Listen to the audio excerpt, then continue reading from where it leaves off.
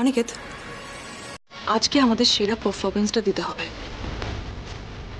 শ্যামলীকে এটা বুঝিয়ে দিতে হবে যে তোমার পিছনে ঘুরঘুর করলেও তোমাকে পেয়ে যাবে না।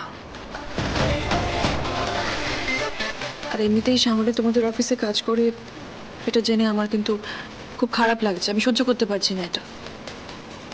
তাই আজকে ওকে বুঝিয়ে দিতে হবে যে আমরা we are the best couple in the world. আমাদের সম্পর্কে কোনো ফাঁক নেই যে ফাঁকেও গলে ঢুকে পড়তে পারবে।